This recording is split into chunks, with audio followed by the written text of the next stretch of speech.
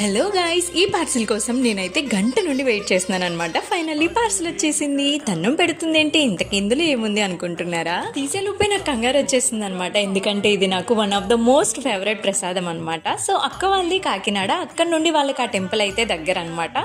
So వాళ్ళు ఎప్పుడు ఆ టెంపుల్కి వెళ్ళినా నన్ను గుర్తు చేసుకుని గుంటూరుకి డెలివరీ అయితే చేస్తారనమాట. నా కోసం డిటీడీసీలో ఈ పార్సిల్ అయితే పంపించారు.